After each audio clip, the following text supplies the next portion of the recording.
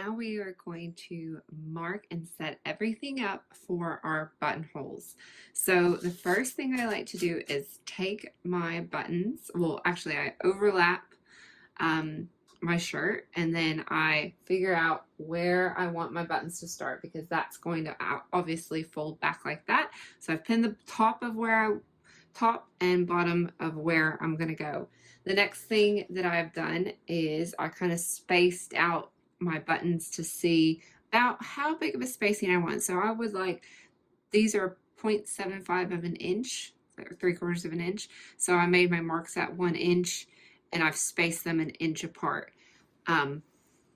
So you can either do it that way, or another thing that I did was I went and I put myself a line 1 inch in, because these both are clearly overlapped underneath, and then I've marked that at 1 inch, so it's running down the middle of where these two join. So that's the middle there, and then I measured and saw how much is it from the bottom to the top, and that's 13 inches. So what I did was I made a mark at 13 and 12, 11 and 10, 9 and 8, 7 and 6, and then I could place on that straight middle line, I can place my button, the space, skip a space.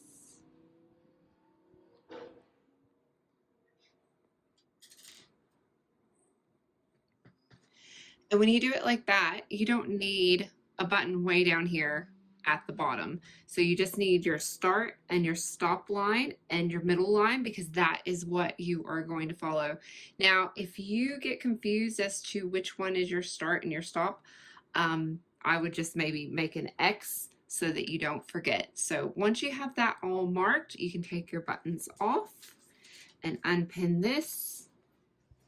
And then we are going to go to the machine and do our buttonholes. This is my buttonhole foot. This is what the majority of buttonhole feet look like. So we're going to take off our normal foot, and I'm going to put one of my buttons,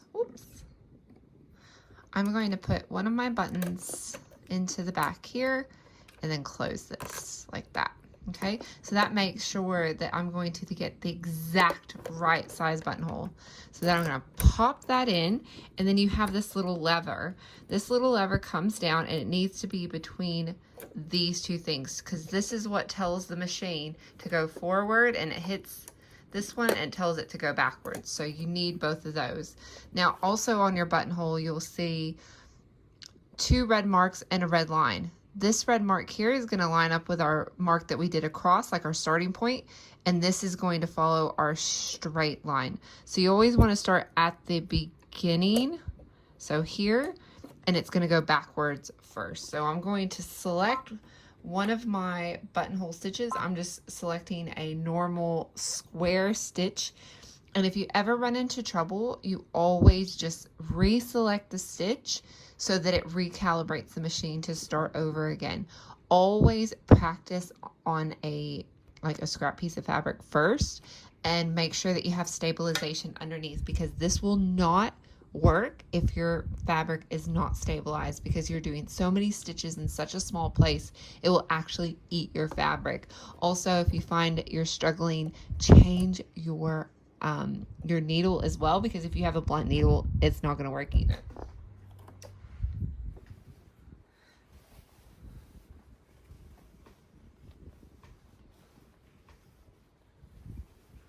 All right, here is my shirt, and everything is marked, and I'm just going to slide that under, and then my first mark that I wanted to use is right there. So what I'm going to do is I'm going to lean down until my needle goes right into the pink. So I'm kind of coming down level, like I've squatted down level, so I can see my needle go in, so that when I put my foot down, I want to make sure that I'm in line with those red marks, and I'm also in line with that mark I put in the middle.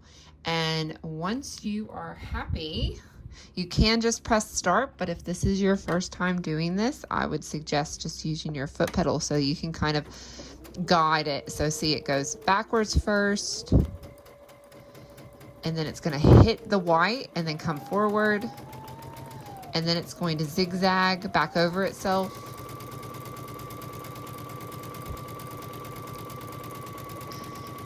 Then come back down, across, back,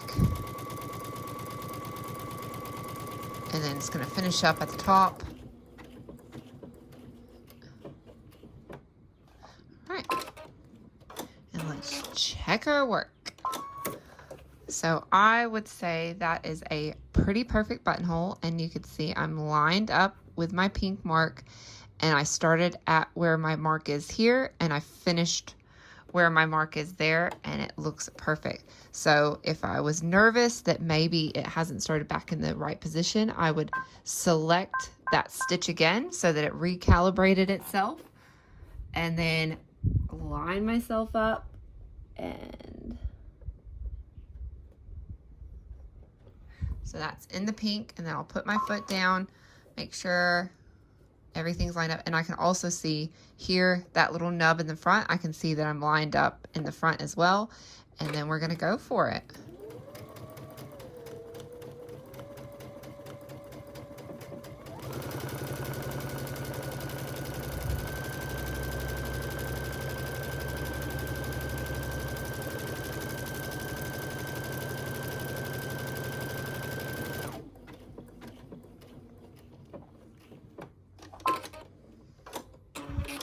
And then you are just going to keep repeating that all the way up.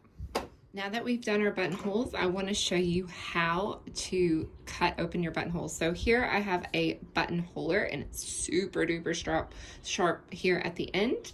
And all you're going to do is place it in the middle and just give it a wiggle, and then move it up. So that's just going to give you a really nice, clean, sharp open.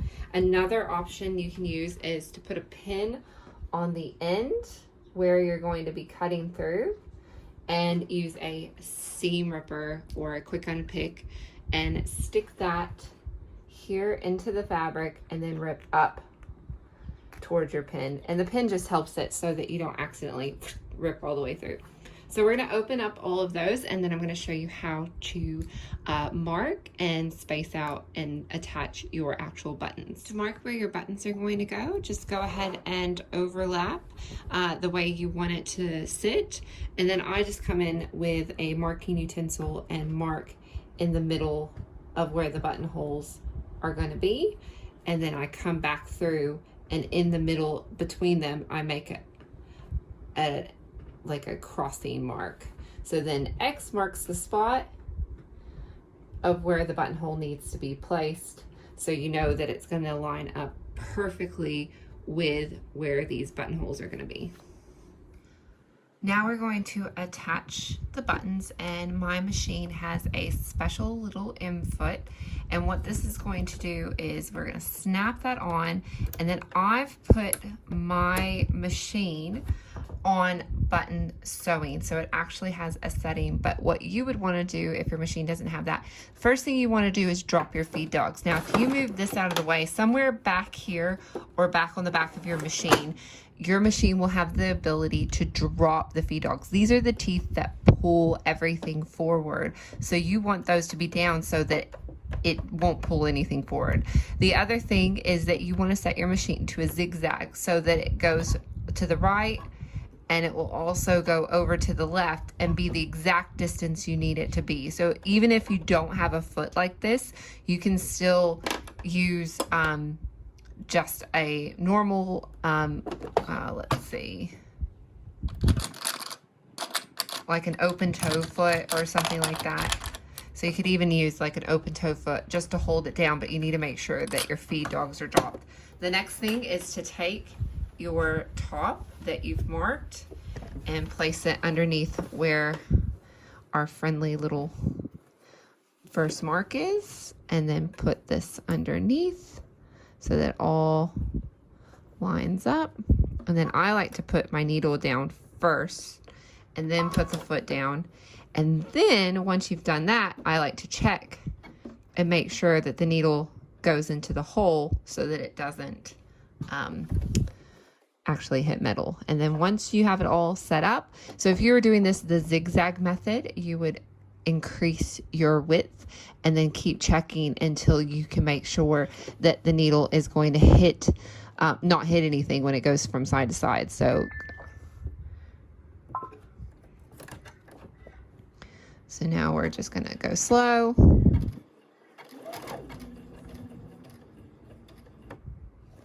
And then give it a cut. And as you can see, this particular foot makes it a little bit loose, like goes on top of that, just so that your button has a little bit of wiggle room to be able to slide in. And that's a great, especially if you're going to be attaching this to a jacket or something like that. So I'll do one more for you guys. What we're going to do is place this one right here on the cross, place it underneath the foot, and then hand walk our needle down into the hole before we put our foot down. Make sure it's all even, and then turn your hand wheel and make sure that you're not hitting any metal.